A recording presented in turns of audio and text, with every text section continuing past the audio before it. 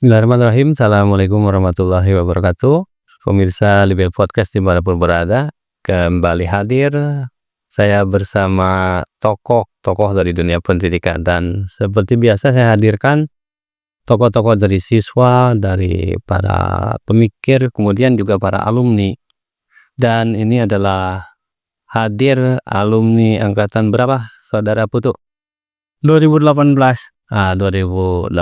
Putu Ananda ini menarik sekali setelah cerita tentang perjalanannya bagaimana masuk Akmil ya. Karena Akmil itu kan lubang jarum itu, dan beliau bisa berhasil masuk dan lolos, dan sekarang hadir di sini untuk menginspirasi kepada kita semua bagaimana kita seharusnya mendidik anak-anak kita supaya muncul anak-anak yang berprestasi dan unggul seperti Saudara Putu ini. Nah, Anda sekarang itu di Angkatan Darat, Laut, Udara atau apa? Sebelumnya mungkin saya akan memperkenalkan diri saya dulu ya. Yang utama, nama saya Letnan 2 Arhanud Putu Denanda. Saya dinas di Kostrad, di Yon Arhanud 2 Kostrad, di Divisi 2 di Malang. Saya Matra Darat. Darat ya. Dan dulu masuk lewat jalur Akademi Militer. Ya, saya abiturien Akmil tahun 2023. Nah, ini yang menarik para pemirsa ya. Ini untuk menjadi lolos di Akmil ini dia punya pengalaman unik. Bahkan Anda itu katanya berangkat dari rumah ke sekolah, pulang ke rumah, lari tiap hari. Lari. Tentu saya lari, Pak. Dan itu tidak ada yang nyuruh bapakmu atau siapa, nggak ada? Nggak ada, Pak. Kesadaran sendiri semenjak saya dulu juga sempat lihat di YouTube sih, di YouTube Akmil. Terus saya cari-cari sendiri persyaratannya apa. Ternyata kan harus ada tes fisik juga itu, Pak, kan. Ya. Akhirnya ketentuannya berapa. Akhirnya kan papa saya juga seorang militer. Oh, jadi anak tentara juga? Iya, anak tentara. Cuman ya bapak saya ya lulusan dari Tamtama. Ya, prajurit ya. Hanya tahu-tahu dasar-dasarnya aja. Jadi saya tanya, Pak, kalau kakak masuk Akmil larinya harus berapa? Oh, larinya harus 3.200 minimal, Dek. Dari situ saya mulai Nah, itu sejak kapan tuh muncul ide mau cita-cita masuk Akmil itu? Dulu SMP, dari SD udah ada? enggak, Pak. Dari saya SD malah main jadi dokter. Jadi dokter? Iya, SMP tetap lah pengen kuliah. Cuman saya juga latar belakang saya juga punya adik, dan saya istilahnya terbatas lah, Pak. Jadi saya ya melihat kondisi keluarga. Iya, kondisi keluarga saya juga pengen yang kerja tapi manfaatnya gitu, Pak. Iya. Ya udahlah, saya mulai jadi tentara. Itu sejak dari mulai masuk SMA? Masuk SMA dari sejak kelas 10. Kelas 10. Dan Anda katanya dari sejak kelas 10 lari itu Anda lakukan? Lari, Pak. Tiap hari, Pak. Saya tiap hari pagi itu saya persiapan jam 4 tuh saya bangun. Mungkin kan yang muslim kan sholat subuh. Kalau saya mandi, persiapan ibadah. Saya juga bawa bekal dari rumah. Itu saya juga bawa baju seragam, tentunya saya lipat di dalam tas. Saya pakai tas, lari dari rumah. Dan saudara sudah dapat kita tebak ya, beliau itu seorang Hindu karena dari Bali ya. Ya, saya dari Bali. Tapi bangun pagi seperti orang Islam dan berangkat ke sekolahnya itu lari. Dan mandi di masjid ya? Mandi di masjid. Wajan kan waktu itu masjid awal dibangun, Pak. Yang paling bagus kan kamar mandi masjid. Saya ganti di situ, ya mandi di situ, bawa perlengkapan sabun segala macam. Dan ini salah satu ya bentuk kehidupan di sekolah ya, di SMA Negeri 15 itu ada agama Hindu, ada Kristen, Katolik, dan kita berbaur bersama, saling support. Mudah-mudahan ini menjadi budaya toleransi yang tinggi ya di Indonesia ini. Dan waktu tuh Anda tes masuk Akmil itu berarti karena Anda sudah 3 tahun lari pulang balik, otomatis Anda udah di atas standar dong itunya ya? Untuk di atas standar Iya sih Pak, bisa dibilang begitu, tapi ya saya nggak langsung masuk Pak. 2008 saya sempat Gagal dulu. merasakan gagal tuh. Oke, gagal terus. Tapi di situ tidak berhenti Ya. dan Anda coba lagi untuk di sesi tahap kedua tahun berikutnya. Ya Pak, alhamdulillah saya di Jawa Barat ini waktu di Pantai Daerah saya ranking 1 Pak. Oh iya tuh. Dan kan karena waktu pas di Pantai Daerah itu ada setiap perwakilan ada yang laporan ke Pangdam. Kebetulan saya dipanggil, "Kamu kan ranking 1, nanti laporan Pangdam ya kalau mau masuk." Waktu pas Pantai diperiksa itu Pak, Iya.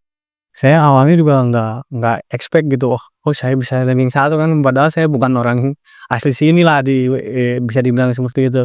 Tapi ya alhamdulillah saya bisa membuktikan lah.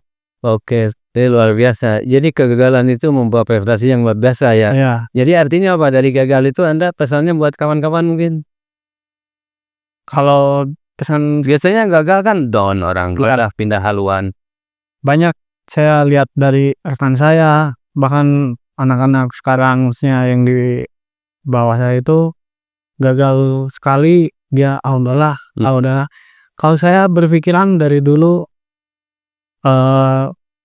pengen beda sendiri, maksudnya beda dalam arti yang ini cita-cita saya yang menjalankan, saya yang bakal mendapatkan hasilnya. Jadi setelah gagal itu justru Anda semakin paham di mana kekurangannya. Waktu itu gagalnya di mana Anda? Itu waktu itu saya juga kurang paham sih Pak, ditulisnya cuman di alokasi aja. Jadi mungkin alokasinya mungkin 200 ya. Oh saya nggak masuk ya. ya belum rezeki.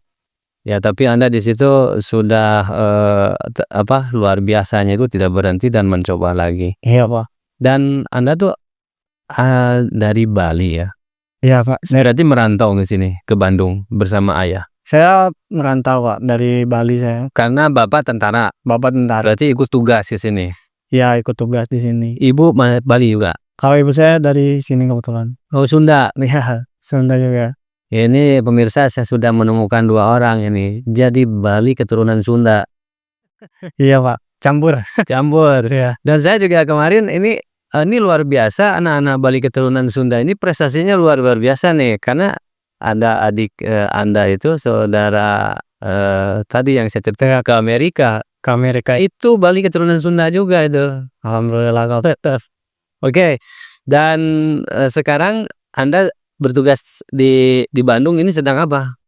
kebetulan saya lagi cuti, lagi cuti tahunan.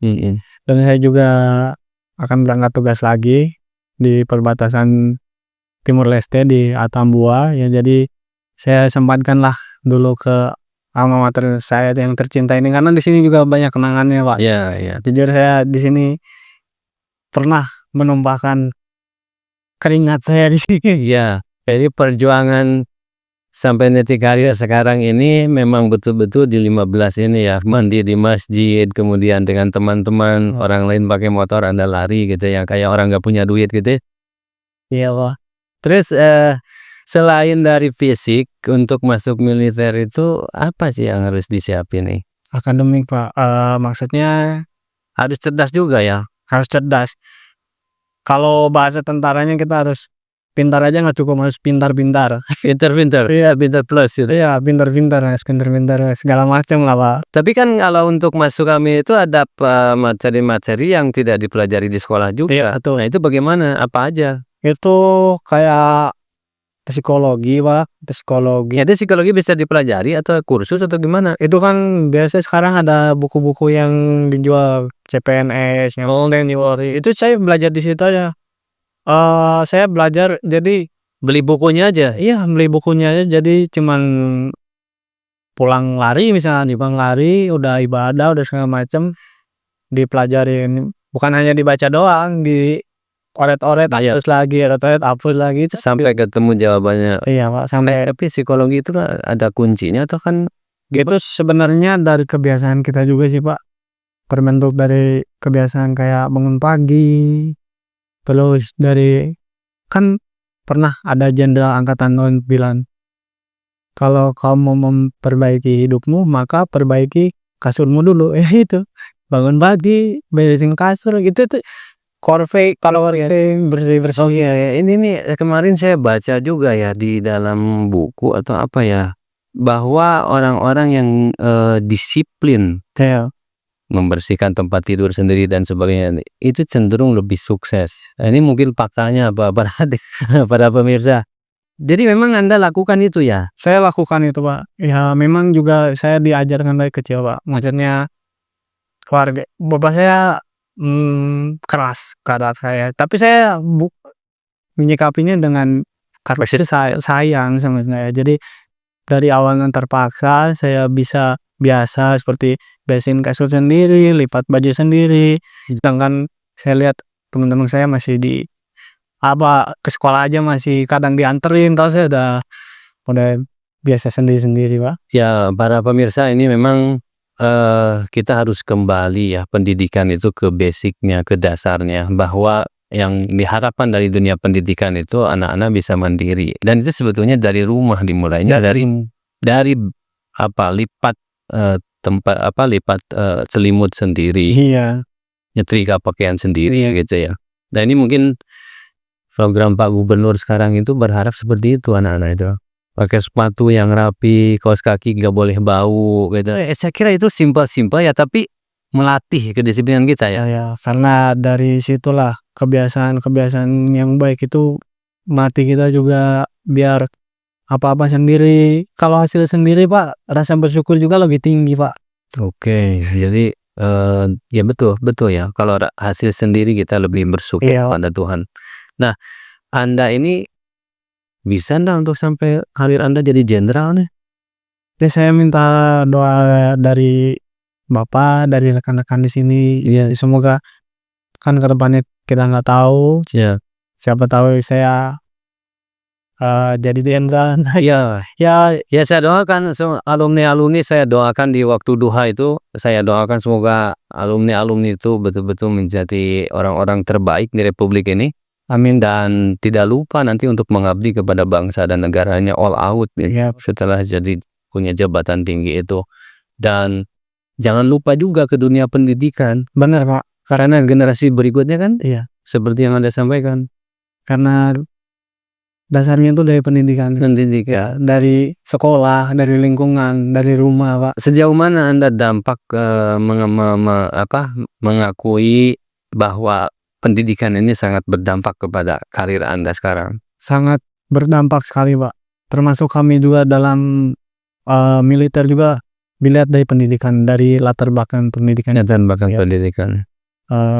Dari pendidikan dasar mungkin di sekolah, itu juga kita terapkan di militer gitu, Pak. Jadi nggak, hanya lulus SMA udah di-cut di militer, enggak. Kita juga harus dari, pendidikan dasar. Bahkan kalau waktu pas tes juga ada sih tes akademik kayak matematika. Ada gitu ya. Ya ada. Nah, tapi ada nggak, itu dari akademik udah jelas dipakai ya, begitu masuk juga kan dilihat angka nilai rapot ya. Tapi ada nggak,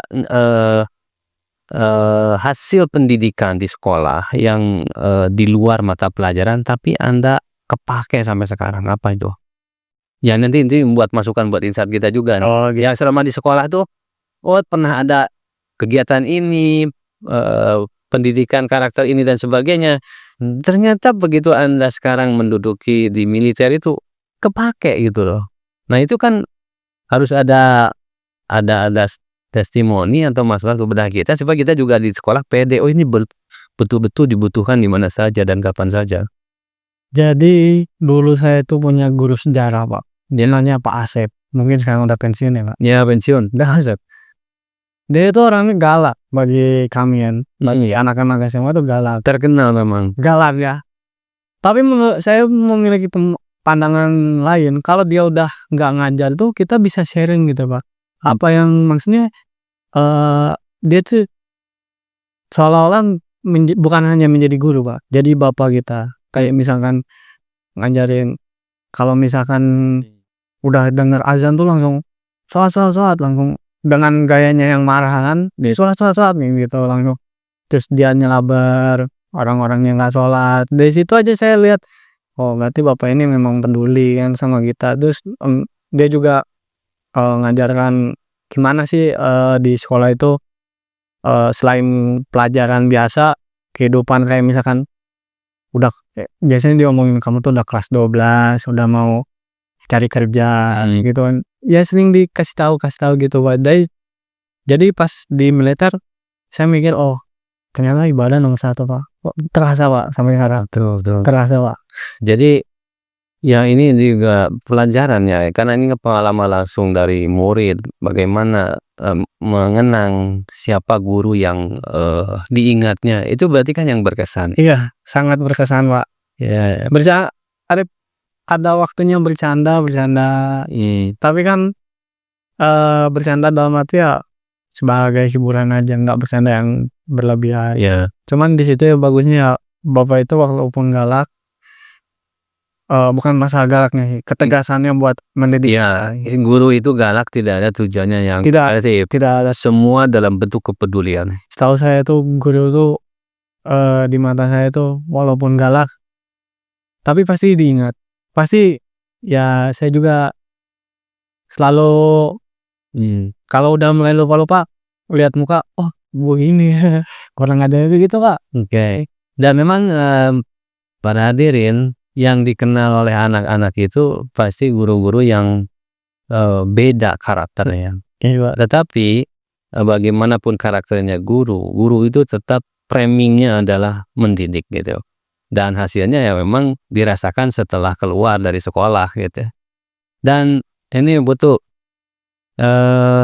sekarang Anda tinggal di mana tuh Kalau saya domisilinya? domisili saya di Malang, sudah di Malang. Di Malang berarti di asrama? Di batalion di Batalion. Jadi belum punya istri ya? belum. Belum. Berarti kata pemirsa yang masih single, ini ada lengkap Letnan 2 ya. Ya Pak. Itu Dan boleh menikah ya? Boleh menikah kan? sudah boleh Pak. Sudah boleh? Sudah. Oh, emang ada masa-masa tidak boleh menikah? Ada Kapan tuh masa dinasnya, ada masa dinas Pak. masa dinas? Berapa tahun dinas? Kalau kami setahun Pak. Setahun. Oh, jadi sekarang udah boleh ya? Udah boleh. Udah ada calonnya mungkin ya? Sudah. Alhamdulillah, doain ya semoga lancar. Baik, betul. Ini tugas pernah di mana saja? Pernah ke luar negeri? Belum sih Pak. Belum. Kalau tugas dalam negeri aja Pak. Tugas terberat di mana? Bapak tahu sendiri. Oh iya, tugas terberat ada di negara kita ya. Dan kita doakan para pemirsa semoga di bagian timur negara kita yang sedang bergejolak konflik itu, kita doakan terus semoga cepat damai seperti Aceh gitu. Dan kasihan para tentara kita supaya semangatnya terus bangkit, kita bantu ya, support doa, dan insya Allah mudah-mudahan dalam waktu cepat ini Indonesia segera kembali damai. Baik, ini statement terakhir kepada adik-adikmu di SMA Negeri 15. Kira-kira apa pesan-pesanmu supaya mereka itu perjalanan hidupnya, karirnya lancar? Apa yang harus dilakukan yang penting sekali menurut kamu? Kalau menurut pengalaman saya Pak, Ya, yang penting kita itu jangan pernah minder dalam arti kita takut mencoba hal-hal yang baru. Contoh seperti saya lah, bisa tadi kan diceritakan saya lari. Dulu saya banyak sekali mendapatkan, ya namanya anak sekolah kan, nama anak SMA ya Pak, ada bulian berarti? banyak bukan ada lagi Pak. Ngapain sih, mandi di sekolah, kayak di rumah aja nggak punya air gitu kan, terus ngapain sih sok-sokan gitu. Bagi saya tuh usaha itu memang tidak pernah mengkhianati hasil. Apa yang kita usahakan walaupun itu banyak cobaan kayak bulian atau, kita dicap jelek sama orang, belum tentu bagi kita juga jelek. Jadi menurut saya tuh, saya juga pernah mengalami kegagalan. 1 kali gagal di Taruna, daftar Akmil. Saya selalu menanamkan dalam diri saya, 1000 kali saya bertempur, 1000 kali saya menang. Gitu aja, Pak. Oke. Jadi untuk sukses itu penuh perjuangan. Penuh, sangat-sangat penuh, bahkan banyak yang dikorbankan dari waktu saya habis ya, Pak. Iya, nggak ada main, Nggak ada main, mungkin ya nggak ada nongkrong, nggak ada, Pak. Saya nongkrong cuman ya di sini-sini aja sama temen-temen saya. Pulang sekolah saya ya udah lari. lari. Dan itulah makna bahwa kalau mau sukses kita harus berani berkorban. Ya, banyak yang harus dikorbankan. Apalagi cita-cita kita, maksudnya cita-cita saya, Pak.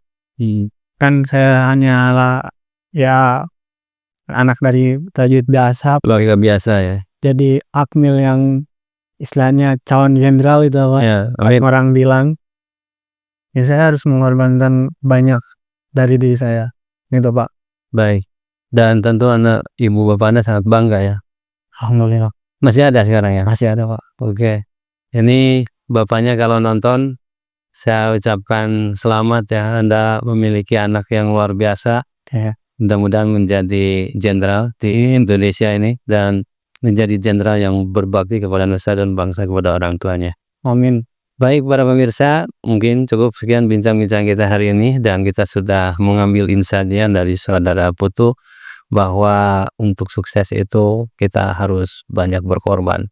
Dan bulian-bulian yang datang dari kiri kanan dari teman itu pasti akan sangat menyakitkan hati kita. Tetapi kalau kita punya tujuan yang jelas hidup ini dan punya kemandirian dalam menuju kehidupan yang lebih baik, saya kira kita harus tetap bangkit dan tidak ada yang bisa menolong kita kecuali kita diri sendiri. Setuju ya? Diri sendiri dan Tuhan. Tuhan yang Maha Esa, Allah Subhanahu wa Ta'ala. Demikian para pemirsa, terima kasih. Assalamualaikum warahmatullahi wabarakatuh.